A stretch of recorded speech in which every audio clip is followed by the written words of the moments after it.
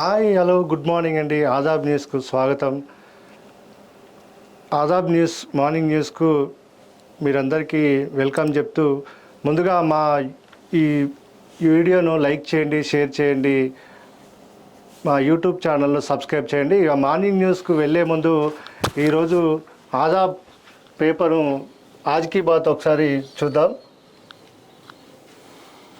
దెబ్బ తగిలితే కానీ నొప్పి విలువ తెలియదు, ఎండ దెబ్బ తగిలితే కానీ పచ్చని చెట్ల విలువ తెలియదు. చల్లటి గాలి కోసం ఆరాటపడే మనం ఆ చల్లని గాలిని ఇచ్చే మొక్కలను నాటడంలో పాల్గొనలేకపోతున్నామే. చెట్లను పెంచడం కోసం ఆరాటపడలేకపోతున్నామే. కూర్చున్న కొమ్మను నరికి వేసుకుంటున్న మనల్ని జ్ఞానులు అందామా, అజ్ఞానులు అందామా? నేటి వనమహోత్సవం జనహితమే అని గ్రహించలేరా? ప్రభుత్వ పథకాలకు ముందుండే మనం ప్రభుత్వం మొక్కలను నాటిస్తున్నా సంరక్షించలేకపోతున్న మనల్ని ఏమనాలి?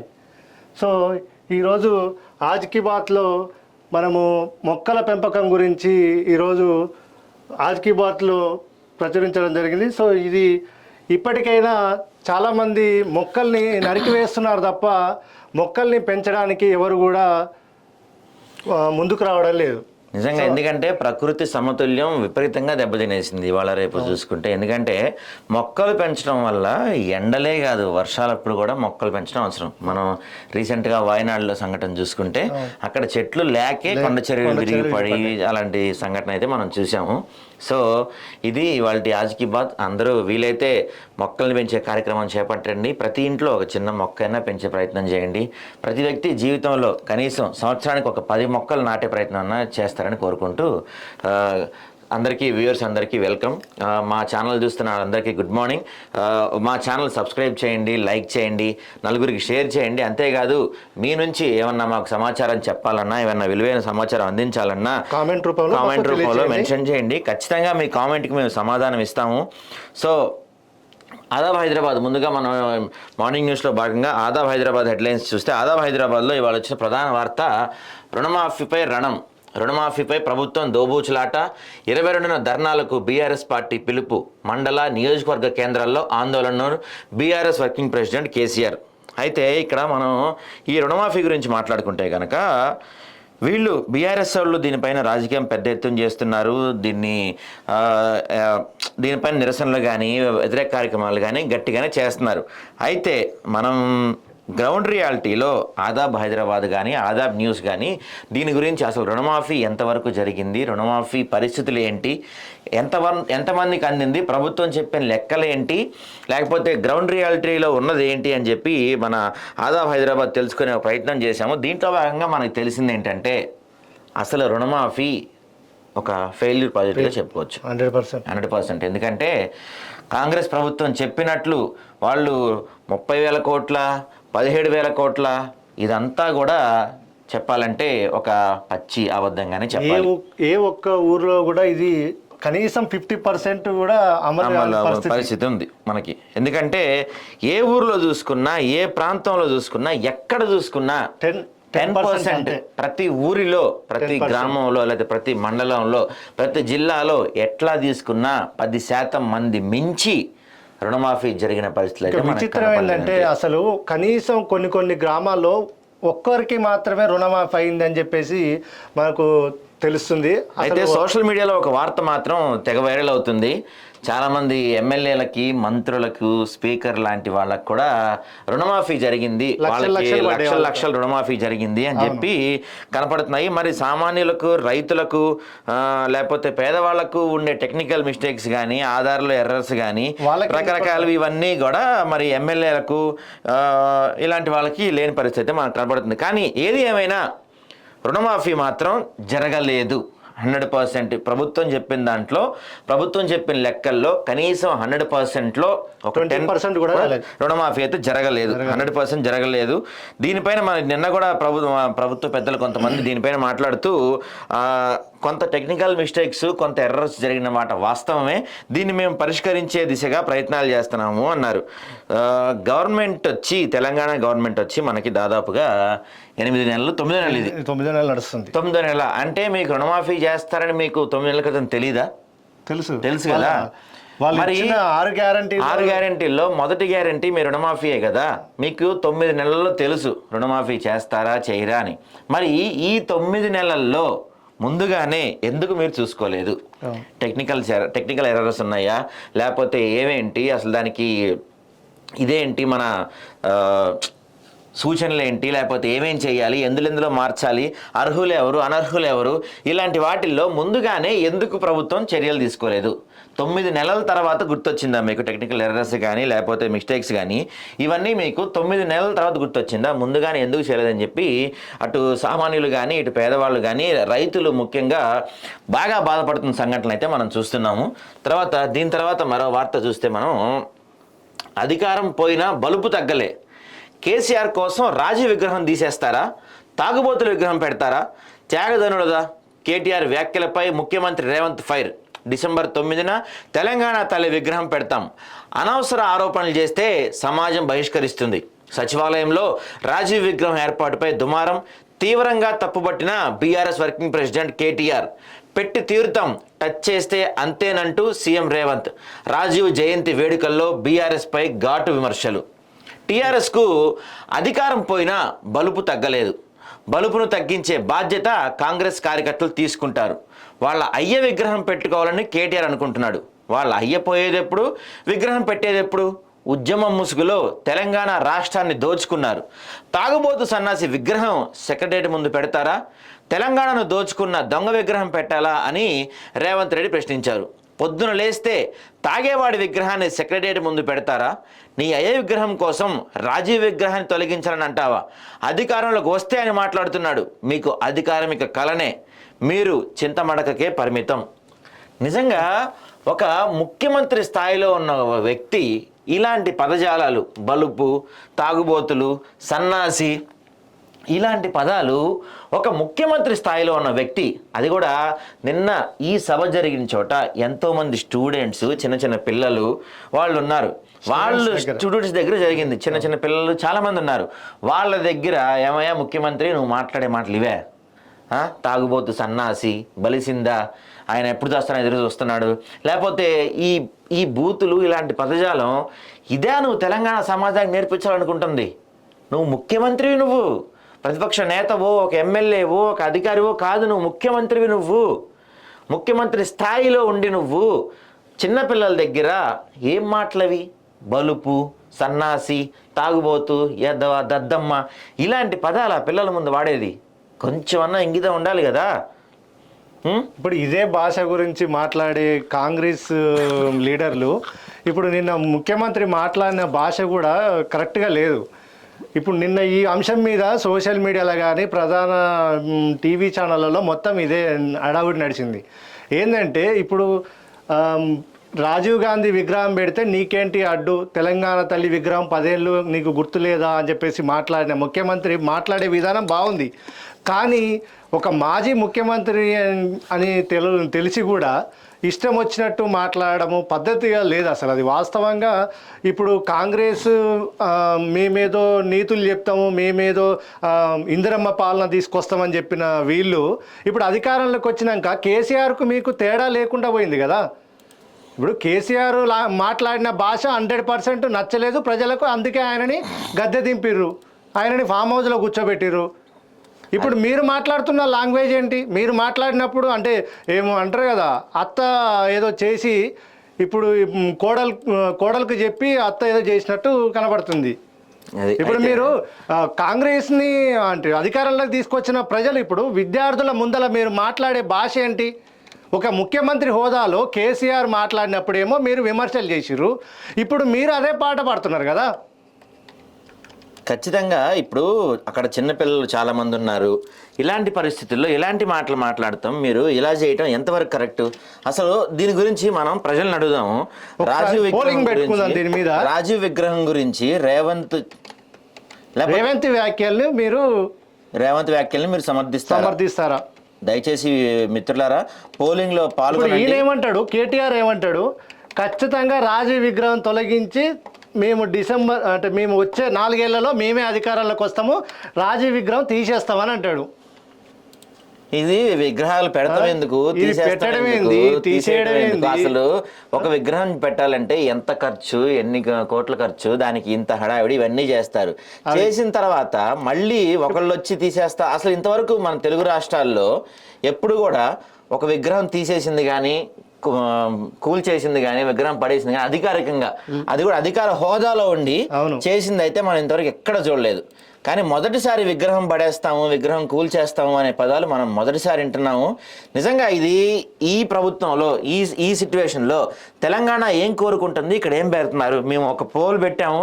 రాజీవ్ విగ్రహం గురించి రేవంత్ చేసిన వ్యాఖ్యలు, అంటే రాజీవ్ విగ్రహం పెట్టి తెలంగాణ తల్లి విగ్రహం వేరే చోట పెడతా అంటాం, లేకపోతే రేవంత్ రెడ్డి మన కేటీఆర్ వచ్చి ఇది తీసేస్తా అంటాం. అసలు ఈ వ్యాఖ్యలు అంటే రేవంత్ రెడ్డి నిన్న కేసీఆర్ పైన చేసిన వ్యాఖ్యలు కానీ ఈ విగ్రహ పాలిటిక్స్ గురించి మీరేమంటారు? మీ ఒపీనియన్ మాకు పోల్ రూపంలో చెప్పండి. తప్పకుండా ఈ పోలింగ్ లో పాల్గొనండి. మీరు కామెంట్ రూపంలో కూడా తెలియజేయండి. వాస్తవంగా రేవంత్ రెడ్డి మాట్లాడిన మాటలు కానీ, ఇప్పుడు ఈ విగ్రహం గురించి జరిగే చర్చ కానీ, ఇప్పుడు అధికారంలో ఉన్న ప్రభుత్వము ప్రజల గురించి ఆలోచించాల్సింది పోయి వీళ్ళు పోయి అందులో కలుపుతారని కొద్దిసేపు అది కొద్ది రోజులు డ్రామా, మళ్ళీ ఇప్పుడు అంటే రైతు రుణమాఫీ గురించి జరగాల్సిన చర్చని దీన్ని డైవర్షన్ పాలిటిక్స్ చేస్తున్నారు. అసలు ఇప్పుడు నిజంగా అంటే ఒక విగ్రహం గురించి మాట్లాడారు, లేకపోతే తెలంగాణ తల్లి విగ్రహం గురించి కానీ, లేకపోతే రాజీవ్ విగ్రహం గురించి కానీ చర్చ నడిచింది. ఆ విగ్రహం గురించి చర్చించుకోవాలి కానీ ఒక స్కూల్ పిల్లలు ఉన్న ఫంక్షన్లో స్కూల్ పిల్లలు చాలామంది స్టేజ్ ముందు దగ్గర రేవంత్ రెడ్డి వాడిన పదాలు కానీ ఆయన చేసిన మాటలు కానీ ఖచ్చితంగా 100% తెలంగాణ సమాజం దీన్ని అయితే యాక్సెప్ట్ చేయదు. ఇలాంటి పదాలు గతంలో ముఖ్యమంత్రులు వాడారని చెప్పే కదా వాళ్ళని తీసేసింది. అయినా ఇటువంటి స్థాయి వ్యాఖ్యలు గతంలో మనం ఏ ముఖ్యమంత్రి నుంచి కూడా వినింది లేదు ఖచ్చితంగా. ఎందుకంటే దద్దమ్మ సరే కేసీఆర్ గతంలో వాడారు, ఆయన వాడారని చెప్పే కదా ఆయన్ని ఇంటికి పరిమితం చేశారు. మీరు వచ్చి మీరేం చేస్తున్నారు? అదే పదజాలం, అవే తిట్లు, అవే బూతులు. ఇది మానుకోకపోతే ఖచ్చితంగా రేవంత్ రెడ్డి గారు మీరు ఖచ్చితంగా తగిన మూల్యం చెల్లించుకోవాల్సి వస్తుంది. మళ్ళీ స్థానచలనాలు, తెలంగాణలో 6 IASల బదిలీలు, కొందరికి అదనపు బాధ్యతలు అప్పగింత, GHMC పూర్తి కమిషనర్గా అమ్రాపాలి.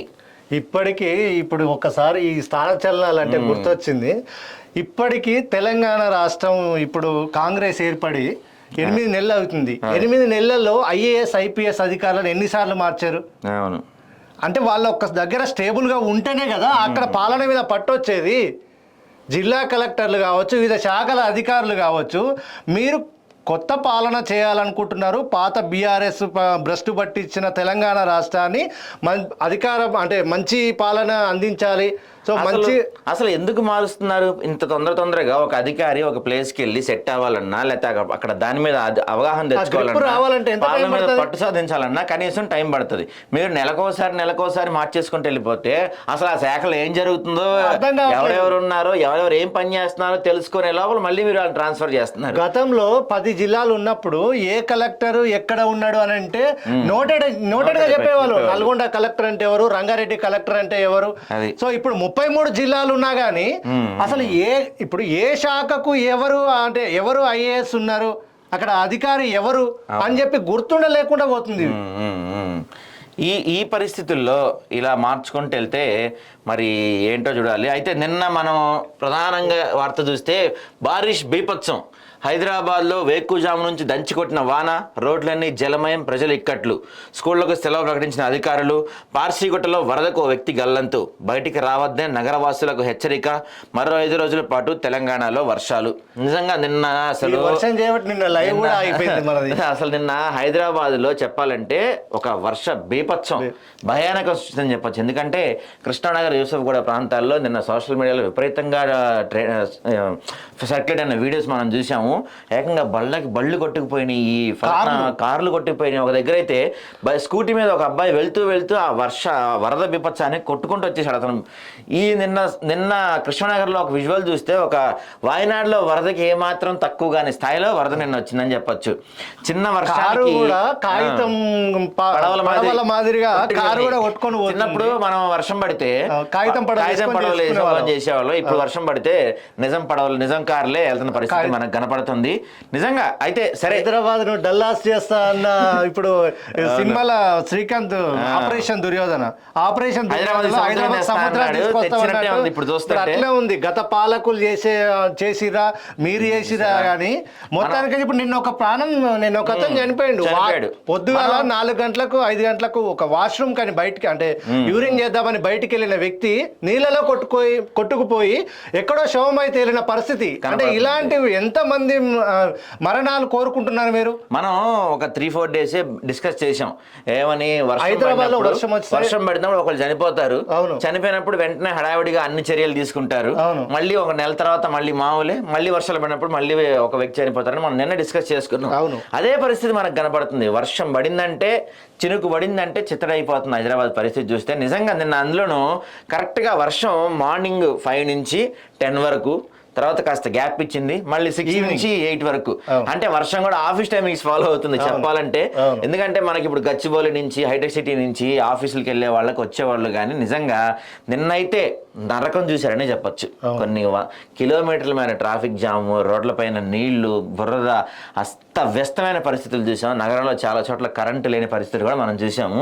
సో దాని గురించి మనం మాట్లాడుకుంటే ఇక ఇవాళంతా మనకి జరిగిద్ది. ఎందుకంటే హైదరాబాద్లో స్కూల్ చిన్నారులపై స్వీపర్ లైంగిక వేధింపులు, అట్టుడికిన మహారాష్ట్ర బద్లాపూర్ గ్రామం, రైలు పట్టాలపై బైఠాయించి ప్రజల ఆందోళన, విచారణకు ఆదేశించిన ప్రభుత్వం. ఇప్పుడు నిన్న ఇప్పుడు కలకత్తా వైద్య విద్యార్థిని హత్య కేసు అది నడుస్తుండగానే ఇప్పుడు నిన్న ఒక ఇద్దరు స్కూల్ అంటే 4 years 5 years చిన్నపిల్లల్ని ఒక స్కూల్ స్వీపరు వాష్రూమ్లోకి తీసుకెళ్లి అఘాయిత్యానికి పాల్పడ్డట్టు అక్కడ వార్తలు వస్తున్నాయి. అయితే నిన్న దీని మీద అక్కడ మొత్తం రాష్ట్రంలో అసలు చాలా అట్టుడికిపోయింది అనమాట. అసలు కాదు, పోలీసుల మీద రాళ్ళు రువ్వారు.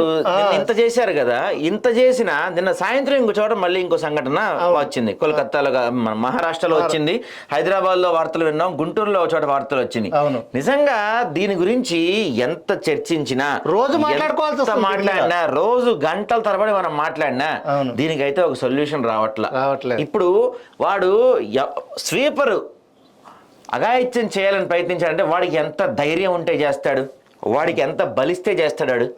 వాడికి చేసే ముందు వాడికి ఒక కూతురు ఉందనో, లేకపోతే వాడు ఒక ఆడబిడ్డ ఆడ కడుపు నుంచి వాడు పుట్టాడనో వాడికి మినిమం కనీసం గుర్తు కూడా రాదా? దీని నుంచి ఖచ్చితంగా మనం మాట్లాడుకుంటే దీనికి సొల్యూషన్ రావాలి అంటే ఖచ్చితంగా మీరు వాడిని అరెస్ట్ చేసో లేకపోతే వాడిని విచారించో గంటల కొద్ది రోజుల తరబడి. ఇప్పుడు సరే కలకత్తా సంఘటనలో అంటే దోషి ఎవరో ఇంకా తెలియలేదు, రకరకాల విచారణ జరుగుతుంది. కలకత్తా సంఘటన అంటే ఎవరు ఏంటనేది ఇంకా క్లారిటీ రాలేదు, ఎంతమంది ఉన్నారో క్లారిటీ రాలేదు. సరే కలకత్తా సంఘటన పక్కన పెడదాం. ఇది మనం మహారాష్ట్ర సంఘటన చూసుకుంటే ఎవడైతే స్వీపర్ ఉన్నాడో వాడిని పట్టుకున్నారు కదా, ప్రూఫ్తో సహా దొరికాడు కదా, దొరికిన వెంటనే వాడిని ఎందుకు మీరు శిక్షించట్లేదు? వితిన్ సెకండ్స్లో, వితిన్ మినిట్స్లో, వితిన్ అవర్స్లో వాడిని మీరు ఎందుకు శిక్షించట్లేదు? శిక్షించేలా చట్టాలు మనకి ఎందుకు రావట్లేదు? ఇంకెంతకాలం ఈ ఆడబిడ్డలపై ఈ అఘాయిత్యాలు? ఇంకెంతకాలం? పూరి గుడిసెల్లో ఉన్న ఆడబిడ్డ దగ్గర నుంచి బంగ్లాలో ఉన్న మహిళ వరకు, వాళ్ళు పుట్టిన దగ్గర నుంచి చనిపోయే వరకు, ఆఖరికి వాళ్ళు పేదవాళ్ళైనా, మధ్యతరగతి వాళ్ళైనా, సెలబ్రిటీలైనా, ఆఖరికి అనే భార్య అయినా సరే మన దేశంలో లైంగిక దాడులు ఎదుర్కొనే ఉంటారు ఖచ్చితంగా. ప్రతి ఆడబిడ్డ, ప్రతి ఆడపిల్ల, ప్రతి మహిళ మన దేశంలో లైంగిక దాడికి గురి కాకుండా వాళ్ళు లేరనే చెప్పొచ్చు, ప్రతి మహిళపై. మరి ఈ 3 ఏళ్ళు 4 ఏళ్ళ చిన్నపిల్లలు వాళ్ళేం పాపం చేశారు? వీళ్ళని స్పాట్ లో వీళ్ళకి శిక్ష అయ్యాలి, అంత స్పాట్ లో శిక్ష అయ్యాలి వీళ్ళకి. విచారణకు ఆదేశించిన ప్రభుత్వం అంట. విచారణ ఏం విచారిస్తారు మీరు? ఎల్కేజీ యూకేజీ పిల్లలు చిన్న ఏం విచారిస్తారు మీరు? విచారణకు ఆదేశించడం అనేది ఒక చెప్పాలంటే ఒక సిగ్గుమాలిన స్టేట్మెంట్ ఇది. వాడు రెడ్ హ్యాండెడ్ గా దొరికాడు, మళ్ళీ విచారణకు ఆదేశించేది ఏంది? వాడిని స్పాట్ లో వాడిని అక్కడ ప్రజలే అడిగిరంట, వాడిని మీరు చంపేస్తారా, మేము చంపేయాలి, మాకు అప్పగించండి. అసలు స్పాట్ లో డెసిషన్ తీసుకోవాలి, స్పాట్ లో శిక్ష పడాలి వాడికి. సరే దీనివల్ల కొంత మిస్యూజ్ అవుతుంది, మీరు చెప్పినట్టు ప్రభుత్వం భయపడుతున్నట్టు కొంత మిస్యూజ్ అవుతుంది, కానీ గతం మారాలి. ఇప్పుడు గతంలో మనకి నేర్పించింది ఏంటి? ఒక చెంపపై కొడితే ఇంకో చెంప చూపించాలని, లేకపోతే 100 మంది దోషులు తప్పించుకున్న పర్లా ఒక నిర్దోషి శిక్ష పడకూడదు అని. కానీ అది ఆ రోజుల్లో ఎందుకు చెప్పారో కానీ ఇప్పుడు అదే జరుగుతుంది. 100 మంది నిర్దోషులు తప్పించుకుంటున్నారు, కానీ ఒక దోషికి కూడా శిక్ష పడట్లేదు. పడట్ల 100 మంది రేప్ చేస్తున్నారు, లేకపోతే అత్యాచారాలు చేస్తున్నారు, లేకపోతే లైంగిక దాడులు చేస్తున్నారు, లైంగికంగా హింసిస్తున్నారు, ఆడవాళ్ళపై అసభ్యక పదజాలాలు కానీ అసభ్యకర కామెంట్స్ కానీ ఎన్నో చేస్తున్నా 1000 మందిలో ఎంతమందికి శిక్షలు పడుతున్నాయి? ఎంతమందిని మనం చూస్తున్నాం? అవును. నిజంగా ఇప్పటికీ మొన్నే మనం 78వ స్వతంత్ర దినోత్సవ వేడుకలు జరుపుకున్నాం.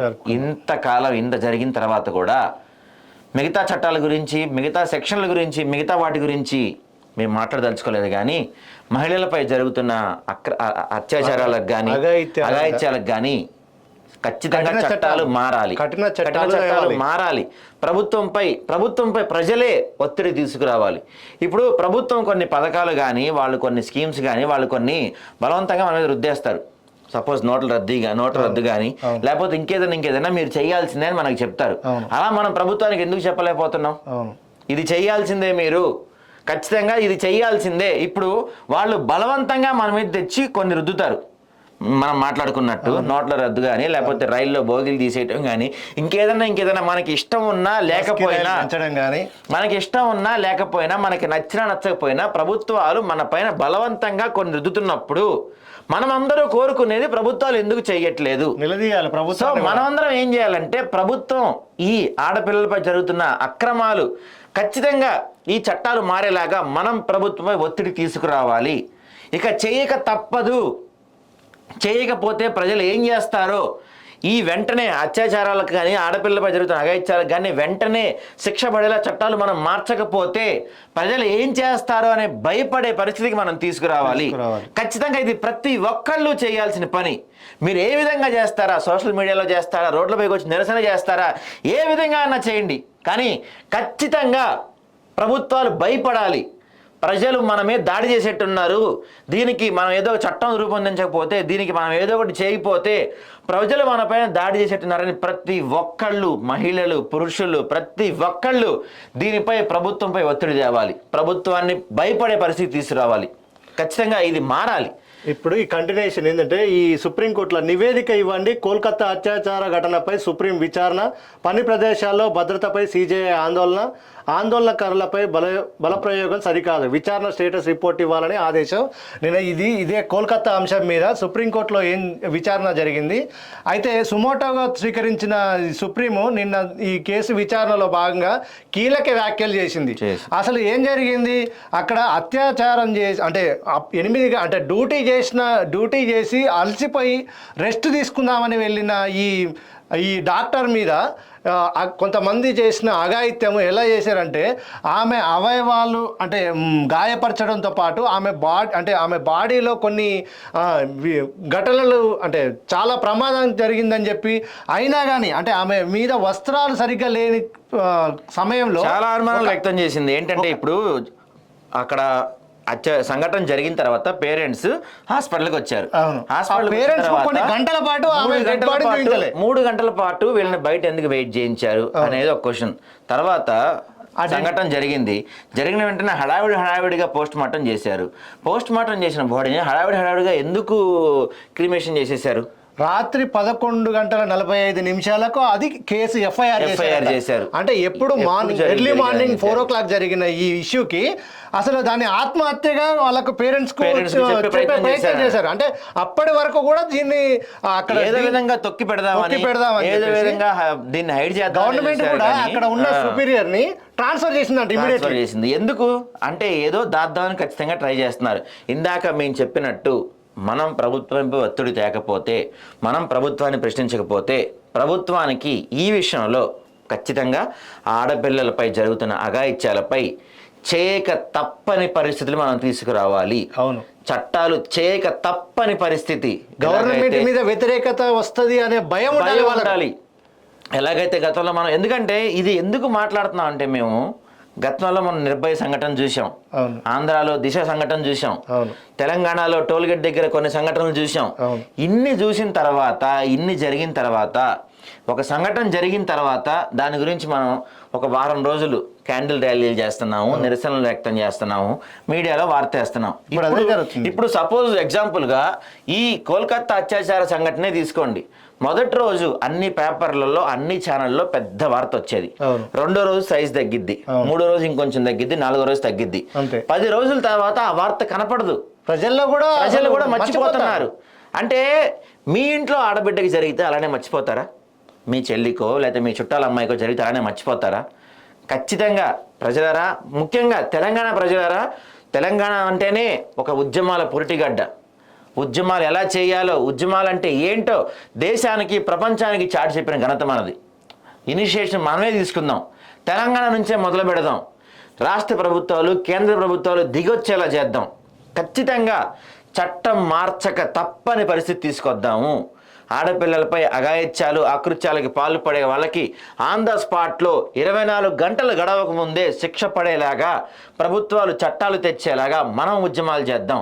తెలంగాణ నుంచే మొదలు పెడదాం. ఈ ఉద్యమం, తెలంగాణలో మొదలైన ఈ ఉద్యమం మెల్లమెల్లగా దేశవ్యాప్తం అవుతుంది. ప్రభుత్వంపై ఒత్తిడి వస్తుంది, కేంద్ర ప్రభుత్వాలపై ఒత్తిడి వస్తుంది. వెంటనే 24 గంటల్లోపు శిక్ష పడే విధంగా ప్రభుత్వాలు చట్టాలు చేయక తప్పని పరిస్థితులు మనం తీసుకురావాలి. తర్వాత దీని గురించి తర్వాత మాట్లాడితే ఇది ఒక ఇంపార్టెంట్ న్యూస్ చూస్తే మనం పనికొస్తాడంటే పరేషాన్ చేయబట్టే దాదాగిరితో ఇబ్బందుల్లో కాంగ్రెస్, భూ ఆక్రమణలు, అధికారులకు బెదిరింపులు, వరుస వివాదాలతో అధికార పార్టీకి తలనొప్పులు, ప్రభుత్వానికి వ్యతిరేకంగా ఇతర పార్టీలతోనూ మీటింగ్, హైడ్రా కమిషనర్ తొలగింపుపై ఒత్తిడి చేద్దామంటూ ఎంఐఎం నేతలకు ప్రతిపాదన. సికింద్రాబాద్ పార్లమెంటు సీటు ఎలాగైనా దక్కించుకోవాలని చెప్పి కాంగ్రెస్ పార్టీ ఈయన చేర్చుకుంది దానం నాగేందర్ని. సరే, ఈయన సికింద్రాబాద్ గెలవలేదు, తర్వాత ఈయన పైన అర్హత వేటు పడలేదు. ఆయన ఇప్పుడు ఈయన కాంగ్రెస్ ఎమ్మెల్యేనా లేకపోతే బీఆర్ఎస్ ఎమ్మెల్యేనా మరి ఈయనకైనా కాంగ్రెస్ జాయిన్ అయ్యాడు, కానీ అఫీషియల్ గా ఈయన్ని కాంగ్రెస్ ఎమ్మెల్యేగా గుర్తింపు రాదు కదా ఈయనకి. ఎందుకంటే అనర్హత వేటు పైన ఆల్రెడీ కోర్టులో పిటిషన్ వేశారు, స్పీకర్ ఇంకా ఎటువంటి తేల్చలేదు. కాబట్టి ఈయన ఇప్పటికి చెప్పాలంటే ఈయన అఫీషియల్ గా, టెక్నికల్ గా చెప్పాలంటే ఈయన బీఆర్ఎస్ ఎమ్మెల్యే. సరే, కాంగ్రెస్ లో ఉంటున్నాడు, అధికారంలో ఉంటున్నాడు, అధికారాలు అన్ని అధికార లాంఛనాలు అనుభవిస్తున్నారు. కానీ ఈయన్ని అనవసరంగా ఎందుకు చేర్చుకున్నావురా బాబు అని అధికార పార్టీలు తలబట్టుకున్న పరిస్థితి మనకు కనపడుతుందంట. ఎందుకంటే అసలు హైడ్రాని హైలైట్ చేసింది నేనే అని చెప్పొచ్చు. హైడ్రా రంగనాథ్ కొన్ని చర్యలు తీసుకుంటున్నారు, ఆయన కొన్ని అక్రమ కడ్డాలు కూల్చివేస్తున్నారు, ఇవన్నీ జరుగుతున్నప్పటికీ అదంతా జరుగుతూ వెళ్ళింది. కానీ ఎప్పుడైతే మన ఎమ్మెల్యే సారు దీని గురించి మాట్లాడాడో, అరే ఈ హైడ్రా అయింది, దీన్ని బంద్ పెట్టండి రా బాబు అని ఎప్పుడైతే ఈయన మన దానం మాట్లాడిండో అప్పటి నుంచి అది వార్త అయింది, పెద్ద వార్త అయింది. ఎందుకంటే అధికార పార్టీకి సంబంధించిన ఎమ్మెల్యే, అధికార పార్టీ రేవంత్ రెడ్డి ఎంతో ఇష్టంగా తీసుకొచ్చిన హైడ్రా పైన అధికారుల పైన అధికార పార్టీ ఎమ్మెల్యే మాట్లాడతామంటే ఒక్కసారిగా ఇది బ్రేకింగ్ న్యూస్ గా మారిపోయింది. ఒక రకంగా చెప్పాలంటే హైడ్రాక్ కానీ హైడ్రా కమిషనర్ రంగనాథ్ కానీ ఫేమ్ తీసుకొచ్చింది, ఆయన్ని కొంచెం హైలైట్ చేసింది దాని అనే చెప్పొచ్చు. సో ఇప్పుడు ఈయన వచ్చిన తర్వాత ఎందుకు వచ్చామరా బాబు, ఈయన ఎందుకు జాయిన్ చేసుకున్నాము, ఏదో సికింద్రాబాద్ పార్లమెంట్ గెలుస్తాడని తెచ్చుకుంటే ఈయన మనకి లేనిపోని తలనొప్పులు చేస్తున్నాడని చెప్పి కాంగ్రెస్ పార్టీలో ఇంటర్నల్ గా డిస్కషన్ అయితే నడుస్తుందంట. ఇక మనం చూసుకుంటే ఈరోజు ఆదాబ్లో ఒక ఇన్వెస్టిగేటివ్ వార్త, ఒక ప్రధాన వార్త. ఆదాబ్ ఎన్నో ఆధారాలతో, ఎంతో ధైర్యంతో, ఎన్నో రోజుల నుంచి ప్రయత్నించి దీనిపైన పూర్తి వివరాలతో మీకు అందించే ప్రయత్నం చేస్తుంది ఆదాబ్ హైదరాబాద్లో. ఇవాళ ప్రచురితమైన ఈ వార్త మీకు చెప్పే ప్రయత్నం చేస్తున్నాను. ఎందుకంటే ఇది ప్రభుత్వ భూమిలో అక్రమ నిర్మాణాలు, సర్కారు భూమిలో యథేచ్ఛగా నిర్మాణాలు చేపడుతున్న భూ ఆక్రమదారుడు ఎం రోహిత్ రెడ్డి ముడుపులు తీసుకొని అనుమతించిన అప్పటి city planar AP land act encroachment 111/1905 ప్రకారం చర్యలు ఉంటాయని ఎంఆర్ఓ వారింగ్. ఎఫ్ఐఆర్ నమోదైన చర్యలు చేపట్టిన పోలీసులు, రెవెన్యూ శాఖ. గవర్నమెంట్ భూమిని కాపాడలేని ఉప్పల్ తహసీల్దార్. అవినీతికి పాల్పడ్డ రెవెన్యూ, జిహెచ్ఎంసీ అధికారులపై చర్యలకు డిమాండ్. సర్కారు భూమిని ఎన్క్రోచ్మెంట్ చేసినందుకు నోటీసులు ఇచ్చిన ఎంఆర్ఓ గౌతమ్ కుమార్. నిజంగా ఇది ఉప్పల్లో జరిగిన ఒక సంఘటన. ఈ బిల్డింగ్ ఒకసారి జూమ్ చేయి నువ్వు. 7 floors ఉంటుంది. 7 floors ఉంటుంది ఈ బిల్డింగ్. ఉప్పల్ అంటే మనకి దాదాపు మంచి సెంటర్ అనే చెప్పుకోవచ్చు. ఇలాంటి చోట ఇప్పుడు మామూలు ఖాళీగా ఉన్న భూమిలో ఇంకేమన్నా భూమిలో ఆక్రమించారు లేకపోతే ఏమన్నా చేశారంటే అనుకోవచ్చు. ఏకంగా ప్రభుత్వ భూమినే దాదాపుగా 28 కుంటల వరకు భూమిని ఆక్రమించారంట. దీని గురించి మనం పూర్తి వివరాలు చూసే ప్రయత్నం చేద్దాం. అసలు నోటీసులు ఇచ్చారు ఎవరైతే కన్స్ట్రక్షన్ ఉన్నారో రోహిత్ రెడ్డికి, ఆయన పైన ఎఫ్ఐఆర్ ఫైల్ అయింది, ఇది అక్రమ కట్టడం అని చెప్పి ఆయనకి నోటీసులు ఇచ్చారు. ఇచ్చినప్పటికీ ఇంకా ఇదిగో ఒకసారి ఈ ఫొటోస్ జూమ్ చేయి.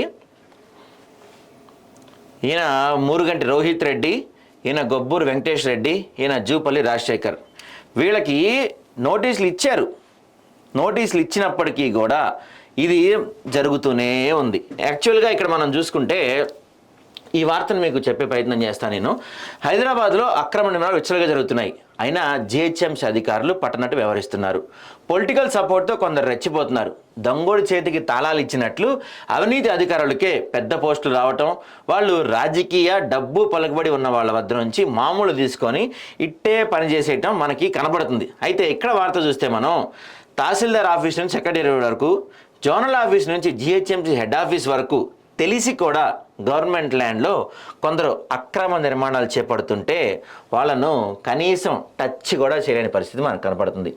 ఈ న్యూస్ గురించి పర్టికులర్గా ఈ అక్రమ కట్టడం గురించి అక్కడ పిల్లర్లు వేస్తున్నప్పుడే, పిల్లర్స్ వేయడం స్టార్ట్ చేసినప్పుడే ఈ అంశాన్ని ప్రభుత్వం దృష్టికి తీసుకెళ్ళింది ఆదాబ్ హైదరాబాద్. అప్పుడు నోటీసులు ఇచ్చారు, ఇది అక్రమ కట్టడం, ఇక్కడ కట్టడాలు జరపడానికి వీలు లేదని చెప్పారు. ఎవరైతే ఇక్కడ అక్రమ కట్టడాలు చేస్తున్న మూరుగంటి రోహిత్ రెడ్డి పైన ఎఫ్ఐఆర్ కూడా ఫైల్ చేశారు. కానీ ఇప్పుడు సీన్ కట్ చేస్తే ఇప్పుడు అక్కడ 7 ఫ్లోర్ల బిల్డింగ్ మనకు కనపడుతుంది. ఒక అక్రమ కట్టడం అని చెప్పి ఒక నోటీసులు ఇచ్చిన ఒక లేఅవుట్కి తర్వాత ఎఫ్ఐఆర్ నమోదైన ఒక వ్యక్తి పైన 7 ఫ్లోర్ల బిల్డింగ్ కడుతుంటే ఉప్పల్లో ఉన్న తహసీల్దార్ కానీ లేకపోతే రెవెన్యూ ఆఫీసర్ కానీ కమిషనర్ కానీ జిల్లా కలెక్టర్ కానీ మేడ్చల్ జిల్లా కలెక్టర్ మేడ్చల్ మల్కాజ్గిరి జిల్లా కలెక్టర్ కానీ కంప్లైంట్ చేసినా కానీ ఇంతవరకు చర్యలు అంటే ఆల్రెడీ ఫినిషింగ్ అయిపోయింది. చర్యలు తీసుకోలేదు. సరే మీకు చర్యలు తీసుకోలేకపోయారు, ఓకే. 7 ఫ్లోర్ల బిల్డింగ్ మీ కళ్ళకు కనపడతలేదా? ఇప్పుడు ఒక చిన్న సామాన్యుడు బుల్డోజర్లు తీసుకెళ్లి కూల్చేస్తున్నారు కదా. 7 ఫ్లోర్ల బిల్డింగ్, ఇప్పుడు 7 ఫ్లోర్ల బిల్డింగ్ అయిపోయిందంటే ఆ బిల్డింగ్ లో ఈ ఆల్రెడీ మన సదరు మూరుగంటి రోహిత్ రెడ్డి ఆ 7 ఫ్లోర్ల బిల్డింగ్ లో ఎంతమందికి ఫ్లాట్లు అమ్ముంటాడు, ఎంతమందికి ఫ్లాట్లు అమ్ముంటాడు, ఎంతమంది కొనుంటారు, వాళ్ళందరి పరిస్థితి ఏంటి? ఇప్పుడు అసలు ఇది అక్రమ కట్టడం అని వాళ్ళకి తెలుసా తెలీదా? అయితే ఇప్పుడు చూడండి, ఉప్పల్ కల్సలో ప్రభుత్వ భూమి అక్రమంగా అనుమతులు తీసుకొని యథేచ్ఛగా 7 అంతస్తుల భవనం 90% పనులయ్యే వరకు ప్రేక్షక పాత్ర వహిస్తాం. నిజంగా అధికారులకు సిగ్గుచేయని చెప్పాలి. ఎందుకంటే 90% 7 ఫ్లోర్ల బిల్డింగ్ కంప్లీట్ అయితే మీ కళ్ళకు కనపడతలేదా? కళ్ళు మూసుకుపోయినాయా? లేకపోతే కళ్ళు మూసుకుపోయేంతగా గట్టిగా మీకేమన్నా ముడుపులు వచ్చినాయా? లేకపోతే మీకు కూడా ఈ 7 ఫ్లోర్ల దాంట్లో ఒక ఫ్లాట్ ఏమన్నా రాసి ఇచ్చారా? లేకపోతే దానికి తగ్గట్టు మీకేమన్నా అందరియో? మరి అది మీకన్నా చెప్పాలి, ప్రభుత్వం కనీసం ప్రజలకన్నా చెప్పండి. ఎందుకంటే 7 ఫ్లోర్ల బిల్డింగ్ కడతంటే చూస్తూ ఊరుకున్నారంటే ఇంకేమనాలి మిమ్మల్ని? అయితే ఇక్కడ మేడ్చల్ మల్కాజ్గిరి ఉప్పల్ మండలం లక్ష్మీనారాయణ కాలనీ, ఇది ఉప్పల్ కల్సలో గ్రామంలోని సర్వే నెంబర్తో సహా మేము చెప్తున్నాం మీకు. 581/1లో రెవెన్యూ రికార్డ్ ప్రకారం పూర్తి విస్తీర్ణం 217 ఎకరాల 34 గుంటలు ఉంది. తన భూమికి అయితే ఇప్పుడు ఎవరైతే ఈ మూరుగంటి రోహిత్ రెడ్డి ఉన్నారో ఆయన భూమికి ఆనుకొని 28 గుంటల స్థలాన్ని గుట్టు చప్పుడు కాకుండా ఆక్రమించేసుకున్నాడు. అయితే ఈ విషయంపై స్థానిక ప్రజలు ఉప్పల్ తహసీల్దార్ మేడ్చల్ మల్కాజ్గిరి జిల్లా కలెక్టర్ కంప్లైంట్ చేశారు. ఫిర్యాదుకు స్పందించిన అప్పటి కలెక్టర్ ఉప్పల్ తహసీల్దార్కు భూ ఆక్రమణదారులపై చట్ట ప్రకారం కఠిన చర్యలు తీసుకోవాలని ఆదేశాలు జారీ చేశారు. చెప్పాలంటే ఇది 31 మార్చి 2022న లెటర్ నెంబర్ కూడా, అంటే ఇంతకు మించి డీటెయిల్స్తో, ఇంతకు మించి ఎవిడెన్స్తో నాకు తెలిసి ఎవ్వరు కూడా బయట పెట్టరు. ఇంత మేము ఇప్పుడు ఇది ఎక్కడ, ఇది సర్వే నెంబర్ 581/1 సర్వే నెంబర్లో ఎంత భూమి 217 ఎకరాల 34 కుంటల భూమి ఉంది. దాంట్లో గవర్నమెంట్ ల్యాండ్, ఈయన ప్రైవేట్ ల్యాండ్ 28, దాంట్లోంచి ఈయన పక్కన ఉన్న ల్యాండ్ లో ఈయన ఆ గవర్నమెంట్ ల్యాండ్ 28 కుంటలు కలిపేసుకొని ఈయన కట్టారని చెప్పి మేము ఆదాబ్ హైదరాబాద్ ఇది ఫేక్ న్యూస్ అనొచ్చు, దీనిపైన కొంతమంది రకరకాల కామెంట్స్ జరగచ్చు. కానీ కలెక్టర్ దగ్గర దగ్గర ఉంది. ఇంత క్లియర్ గా మేము సర్వే నెంబర్స్ తో సహా పైగా మార్చి 31న 2022లో ఒక లెటర్ పంపించారు. ఆ letter number B/95/2013 notice under section 7 AP land act encroachment 111/1905 ప్రకారం ఎం రోహిత్ రెడ్డికి నోటీసులు జారీ చేశారు. చూడండి, మేము చాలా స్పష్టంగా క్లియర్గా నోటీస్ నెంబర్తో సహా మేము ముందు ఉంచుతున్నాము. ఇప్పటికైనా, ఎందుకంటే మేము ఇంత సర్వే చేసి ఇంత దీని గురించి డీటెయిల్స్ రీసెర్చ్ చేసి మీ ముందు ఎందుకు ఉంచుతున్నామంటే 2022లో వచ్చిన నోటీసు కరెక్ట్గా 2 సంవత్సరాలు దాటిపోయింది, 4 నెలలు అయిపోయినా ఇప్పటికీ మీరు చర్యలు తీసుకోలేదు. బిల్డింగ్ కన్స్ట్రక్షన్ అయిపోయింది. ఇప్పటికైనా మీరు మర్చిపోయి ఉంటారు, బహుశా పాపం అధికారులు, కొంతమంది అధికారులు మీరు చాలా పనుల్లో బిజీగా ఉంటారు కదా, మీరు మర్చిపోయి ఉంటారు. అందుకే మేము మా ఆదాబ్ ఛానల్ ద్వారా మీకు గుర్తు చేసే ప్రయత్నం చేస్తున్నాము.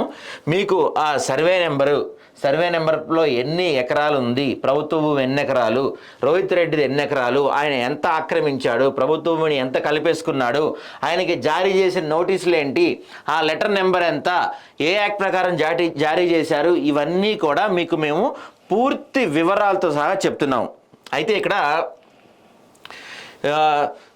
రోహిత్ రెడ్డి ప్రభుత్వ స్థలంలో జిహెచ్ఎంసీ అధికారులకు ముడుపులు అప్పగించి స్టీల్ 7కు అనుమతులు తీసుకోవటం, శరవేగంగా నిర్మాణ పనులు పూర్తి చేయడం జరుగుతుంది. సర్వే నెంబర్ 584లో 2021 సంవత్సరంలో నిర్మాణం కోసం రోహిత్ రెడ్డి అనుమతులు తీసుకున్నాడు. కానీ సర్వే నెంబర్ 581/1లో సుమారు 28 గుంటల ప్రభుత్వ స్థలంలో నిర్మాణం చేపట్టడం జరిగింది. ఈ నిర్మాణాలు చేపడుతున్నప్పుడు రెవెన్యూ అధికారులు పట్టించుకోవట్లేదని చెప్పి డౌట్ వచ్చి ఒక వ్యక్తి ఆర్టీఐకి దీనిపైన ఆర్టీఐకి ఆయన అర్జీ పెట్టుకుంటే ఆర్టీఐ అవును కరెక్టే, ఇక్కడ 28 గుంటల ప్రభుత్వ భూమి ఆక్రమణకు గురైందని చెప్పి ఆర్టీఐ రిప్లై ఇచ్చిందంట.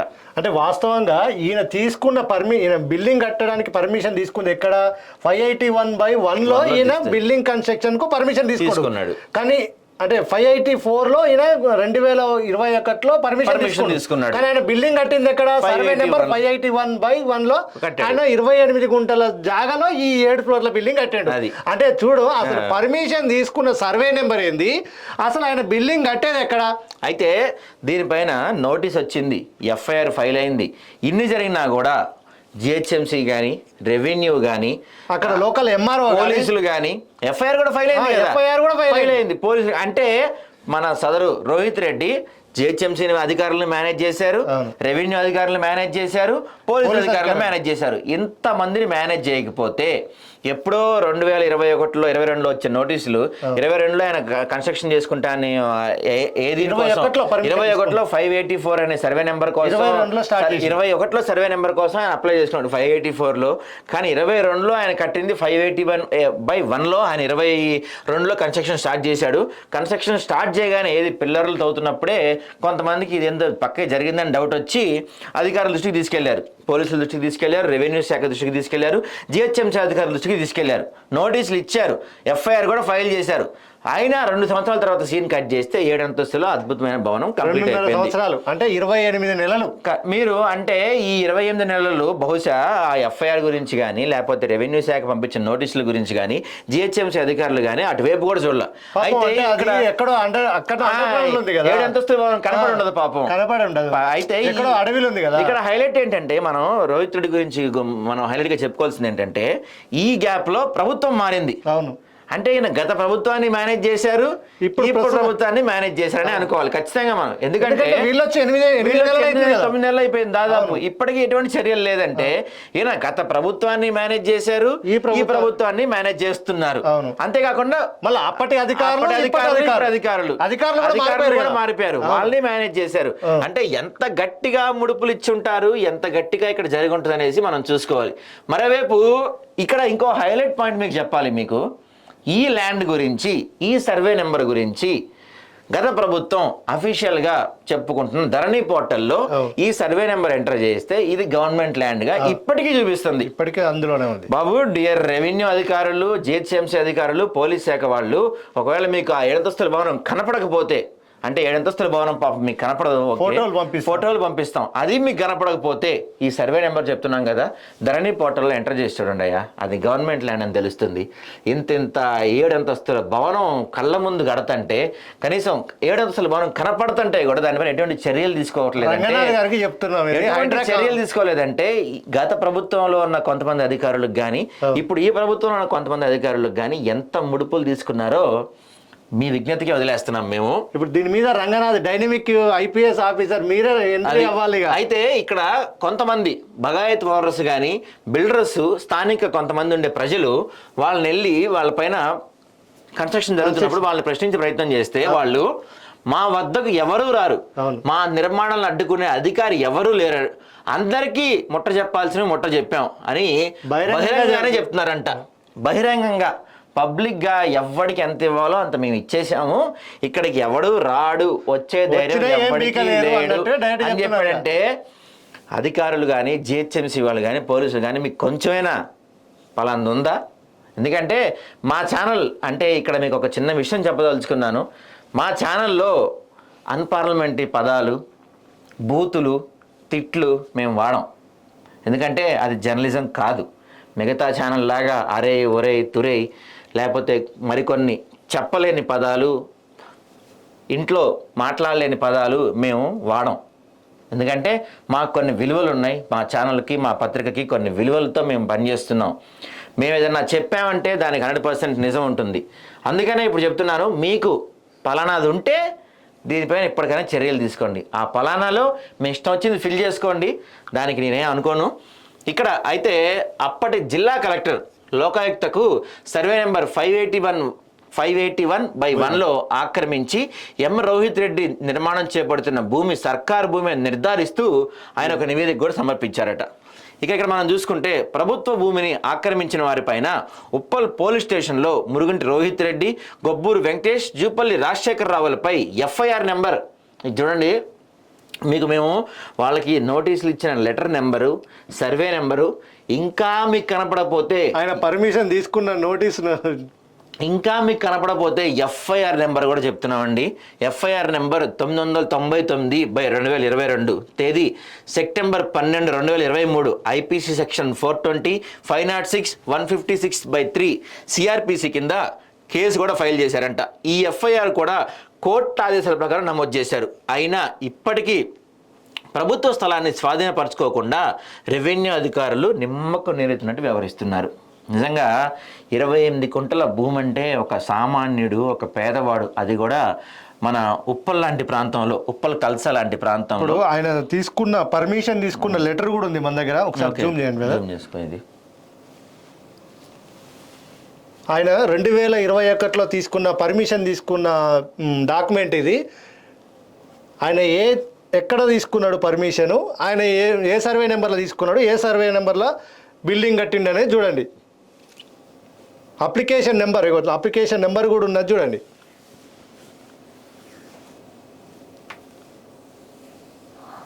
సో ఇది పరిస్థితి. అంటే ఎంత దారుణంగా తయారైందంటే ఉప్పల్ అనేది ఒక చాలా సిటీకి సెంటర్ అనే చెప్పుకోవాలి. అది కొన్ని కోట్ల విలువైన ప్రభుత్వ భూమిలో 7 అంతస్తుల బిల్డింగ్, అంటే ఇప్పుడు 28 కుంటల స్థలం సుమారుగా ఉప్పల్ కల్చర్ ఎంత విలువ చేస్తుందండి? కోట్లు. కొన్ని ఇప్పుడు అది ఏంటి 28 గుంటలు అంటే అది చాలా కాస్ట్లీ ఏరియా.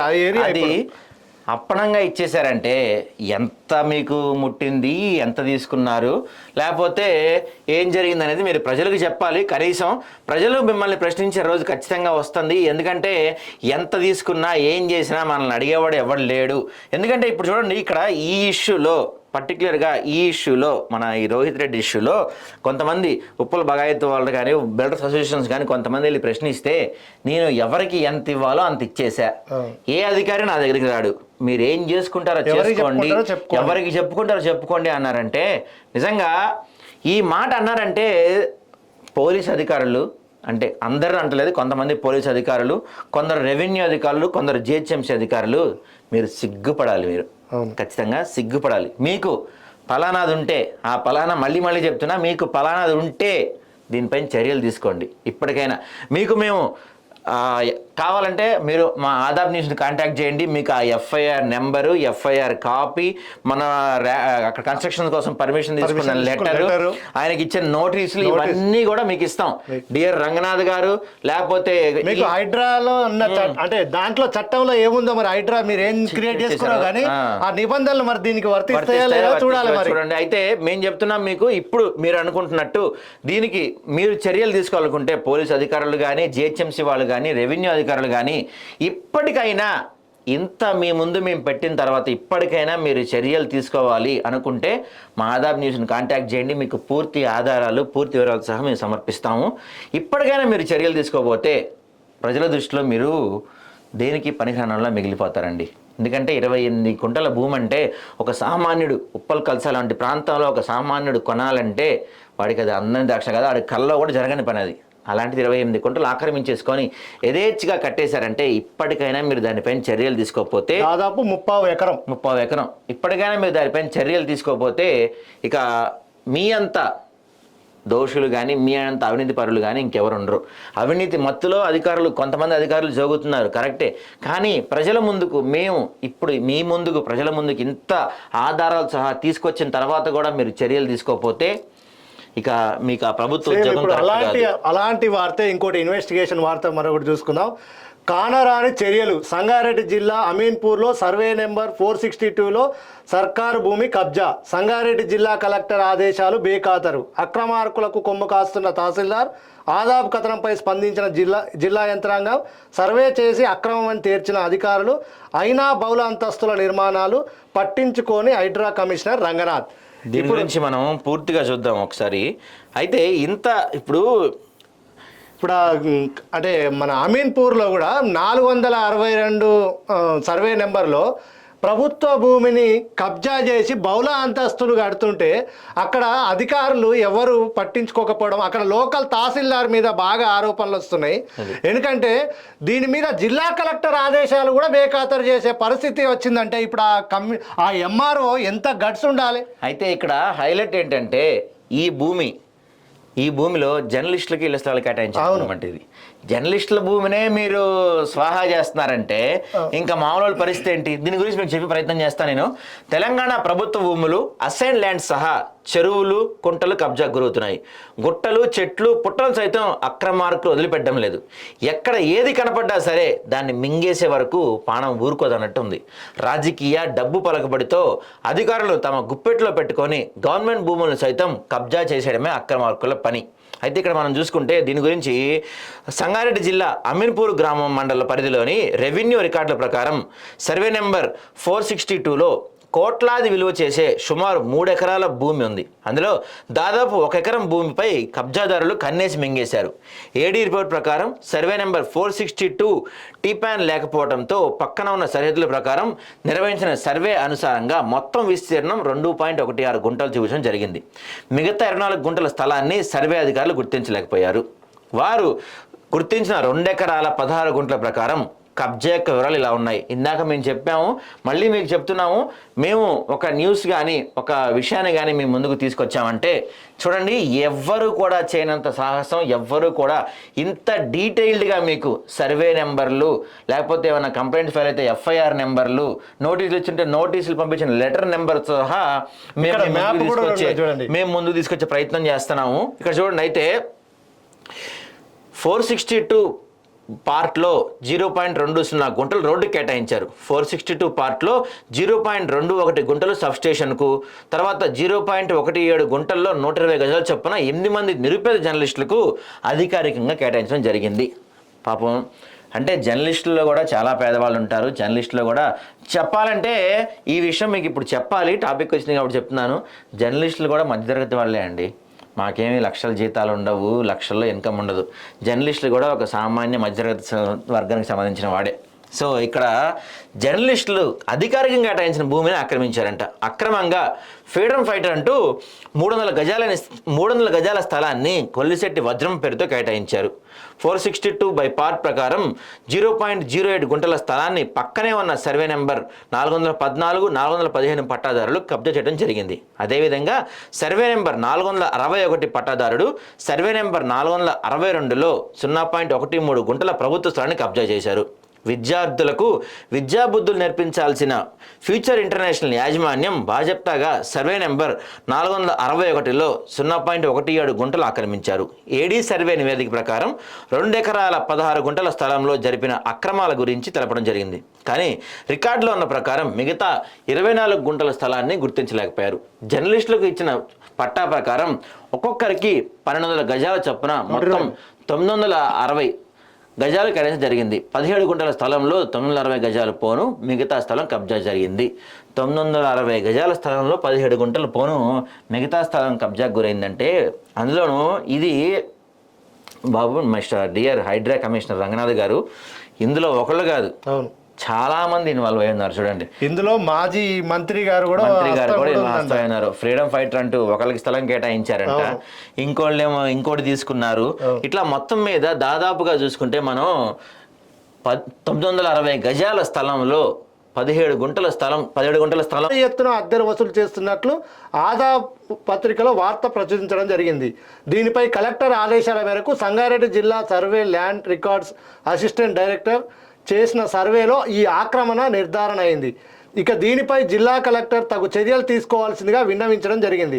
మండల రెవెన్యూ అధికారి ఈ ఆక్రమణను ప్రోత్సహించి కోట్ల రూపాయల విలువైన ప్రభుత్వ భూమిని కొంతమంది వ్యక్తులకు అక్రమంగా బదలాయించారు. అదేవిధంగా మున్సిపల్ కమిషనర్ ఈ అక్రమణ నిర్మాణాలకు అనుమతులు ఇచ్చి డోర్ నెంబర్లు కేటాయించి మున్సిపల్ ట్యాక్స్ కూడా వసూలు చేశారు.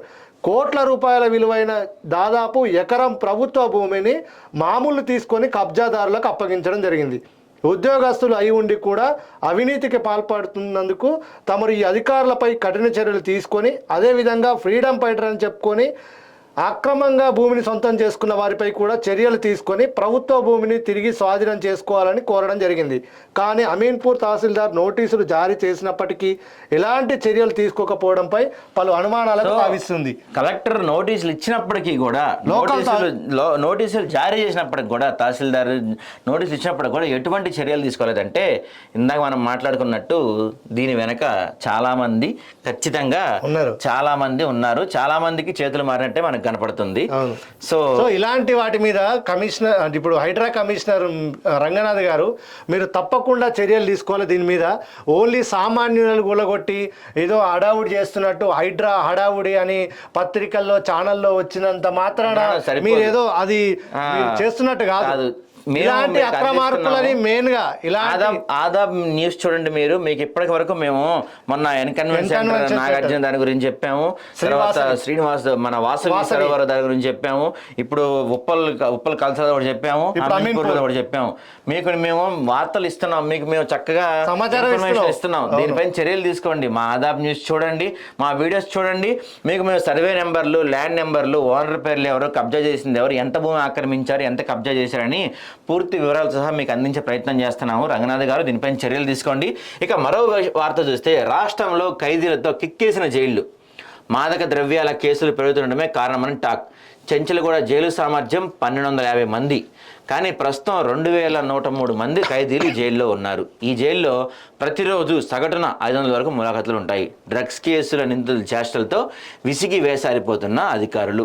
నిజంగా పాపం జైలు అధికారులకు పెద్ద కష్టమే వచ్చిందని చెప్పొచ్చు. ఎందుకంటే 1250 మంది ఉండే జైల్లో 2103 మంది అంటే దాదాపు జైలు సరిపోవట్లా వాళ్ళని. పైగా ఇక్కడ జైలు సరిపోకపోవటం ఒకటైతే ఆ జైళ్ళల్లో ఈ పెరుగుతున్న కేసులు అంతా కూడా మాదక ద్రవ్యాలు తీసుకున్న వాళ్ళంట.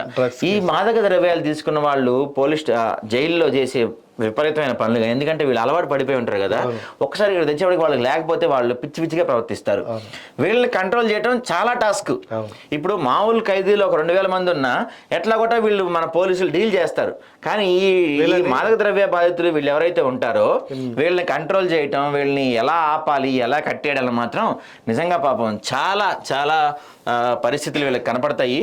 ఇక ఇంకొక వార్త చూస్తే గడలకు అచ్చిరాని పాలిటిక్స్. కేసీఆర్ హయాంలో ఒక వెలిగిన మాజీ health director Mahabubabad additional public health ఆఫీసర్గా ట్రాన్స్ఫర్. చేసేది ఏం లేక వీఆర్ఎస్కు అర్జీ పెట్టుకున్న మాజీ హెల్త్ డైరెక్టర్. గడల శ్రీనివాసరావు అర్జీకి తెలంగాణ ప్రభుత్వం ఆమోద ముద్ర. రాజీనామా చేశాక ఫుల్ టైం పాలిటిక్స్ చేస్తానంటున్నారు గడల శ్రీనివాస్. ఏ పార్టీ నుంచి అనేది క్లారిటీ రాదు, మంతనాలు చేస్తున్నారంట. చర్చలు సంప్రదింపులు అన్నీ ముగిసిన తర్వాత త్వరలో నిర్ణయం వెలువరిస్తారట. ఈ మన గడల శ్రీనివాస్ అందరికీ సుపరిచితమే. కరోనా టైంలో బాగా ఫేమస్ అయ్యారు.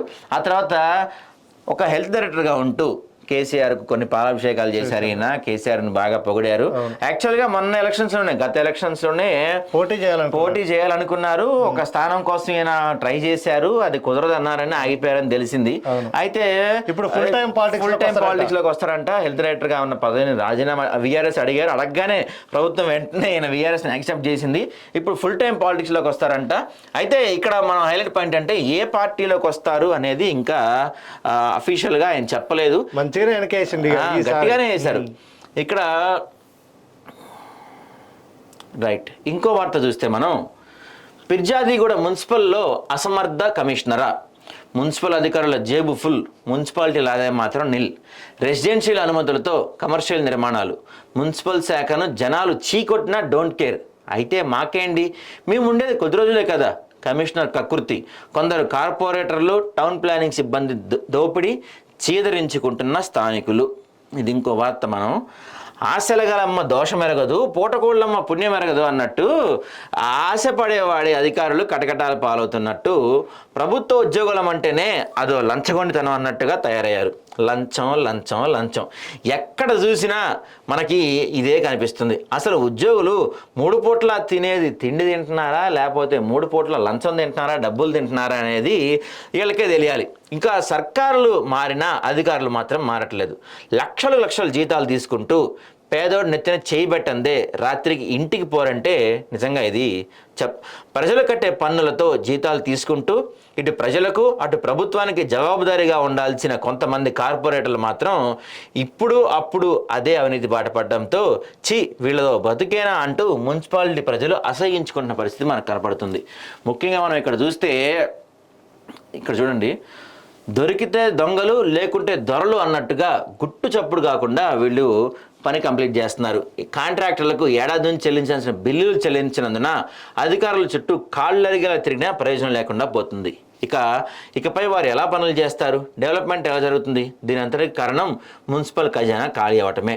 మున్సిపల్ ఖజానా ఖాళీ అవుతుంది కానీ అయితే కార్పొరేషన్ ఏర్పడి 4.5 సంవత్సరాలు కావస్తున్నా అభివృద్ధి మాత్రం కాని రావట్లేదు. మున్సిపల్ కార్పొరేషన్లో 50 పడగల ఆసుపత్రి అటకెక్కింది. అయినా మున్సిపల్ కమిషనర్ను పట్టించుకున్న నాయకులే లేకపోవటం విడ్డూరం.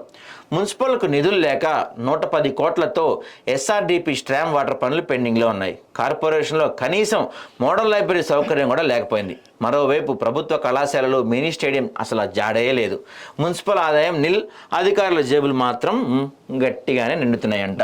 ఇక్కడ ఆఖరికి ప్రజలే మున్సిపల్ ఆఫీసుల అనే వాళ్ళని కొట్టిన పరిస్థితి, చీదరించుకుంటున్న పరిస్థితి మనకు కనపడుతుందంట.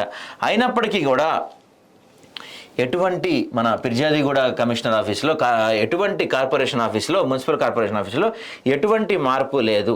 ఎందుకంటే లంచాలు గట్టిగా వెళ్తున్నాయి, శాలరీలు గట్టిగా వస్తున్నారు. ఏమన్నా చేయండి అంటే మా దగ్గర ఫండ్స్ లేవు, వాటర్ ప్లాంట్ ఆగిపోయింది, లైబ్రరీ ఆగిపోయింది, స్టేడియం ఆగిపోయింది, ఇన్ని ఆగిపోయినాయి. కాంట్రాక్టర్లు డబ్బులు ఇవ్వట్లేదు. డబ్బులు ఎందుకు ఇవ్వట్లేదు అంటే ఖజానాలో డబ్బులు లేవు. ఖజానాలో డబ్బులు లేవు, పోనీ రిజిస్ట్రేషన్ జరగట్లేదా అంటే రిజిస్ట్రేషన్ జరుగుతున్నాయి.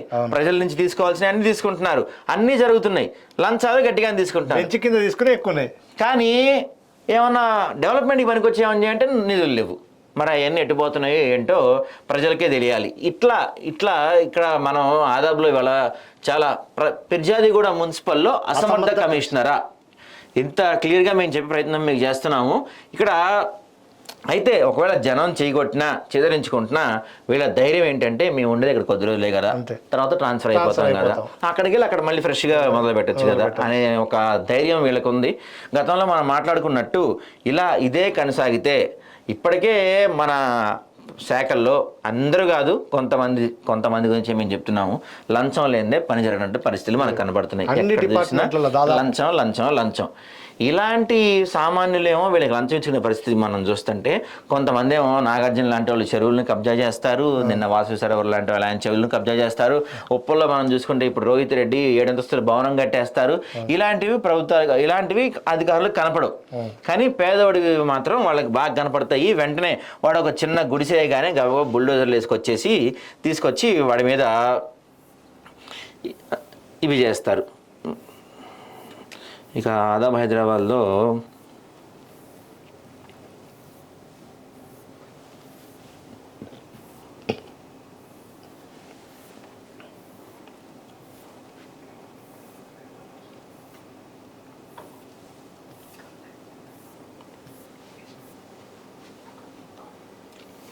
సో నిన్న సిటీలో అయితే గట్టిగానే వర్షం పడింది.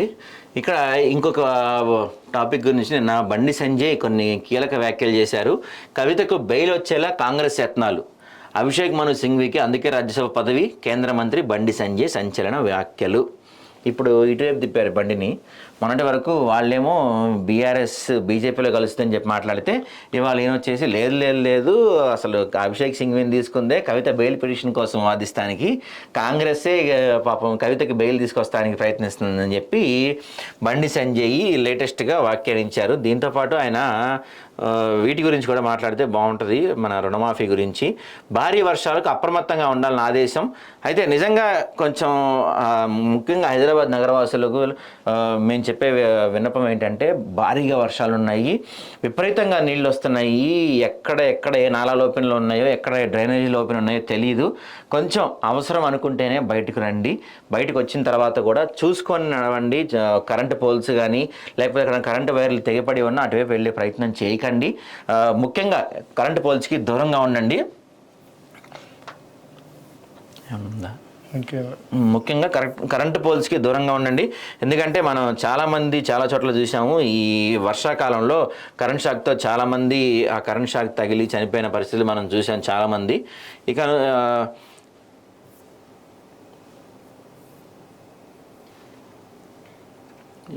ఆదాబ్ హైదరాబాద్లో ఇంకో వార్త చూస్తే, సొమ్మొకరిది సోకు మరొకరిది, కబ్జా చేసుడే, అడ్డు వస్తే ఆర్డర్ తెచ్చుడే, సింగరేణి స్థలాలకు రక్షణ కరువు, అధికారుల నిర్లక్ష్యమే కారణమా, 100 కోట్ల ఆస్తులు కైంకర్యమేనా, గుర్తించిన 36 స్థలాల పరిస్థితి అంతేనా, రక్షిస్తారా భక్షకులకు వదిలేస్తారా, వ్యూహం మార్చిన కబ్జాకోరు. చైర్మన్ గారు జర చూడండి, సింగరేణి ఆస్తులంట, సింగరేణి స్థలాలకు కూడా మనకి రక్షణ లేకుండా పోయింది చెప్పాలంటే. భూబకాసురులు, సింగరేణి స్థలం 100 కోట్లు విలువ చేసే స్థలాలు కైంకర్యమైన పరిస్థితి ఏర్పడింది. భూ కబ్జాకోరులు వ్యూహం మార్చడంతో సింగరేణి సంస్థల భూములపై నీళ్ళకు అమ్ముకున్నాయి. అధికారుల నిరీక్షణ కారణమే అంటే అవుననే పరిస్థితి మనకు వినపడుతుంది. ఇక్కడ కొత్తగూడెం కార్పొరేట్ ఏరియా పరిధిలోని వ్యూస్ బస్తీలో సింగరేణి సంస్థకు చెందిన స్థలాన్ని ఓ వ్యక్తి కబ్జా చేశారు. అయితే ఆ కబ్జా విషయాన్ని తెలుసుకున్న సింగరేణి ఎస్టేట్ SNPC సిబ్బంది భూ ఆక్రమణను అడ్డుకున్నారు. అయితే సదరు భూ కబ్జాదారుడు తమ ఇంట్లో ఉన్న ఓ కార్యక్రమం అనంతరం సింగరేణి స్థలం చుట్టూ కట్టిన రేకులను తొలగిస్తా నమ్మబలికాడు.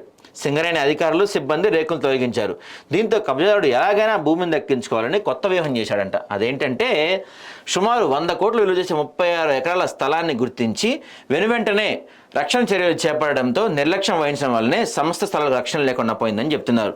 అసలు ఒక దాదాపు సింగరేణి సంస్థ అంటే ప్రభుత్వ సంస్థే, ప్రభుత్వ సంస్థ భూములకే రక్షణ లేకుండా పోయిందంటే ఇంకా మన సామాన్యుల పరిస్థితి ఏంటి, సామాన్యుల భూములు ఏంటి? నిజంగా భూ కబ్జాదారులు, భూబకాసురులు ఇలా ఈ విధంగా మనం ఒక హైదరాబాద్ అనుకుంటున్నాము, రాష్ట్ర వ్యాప్తంగా ఎక్కడ చూసినా.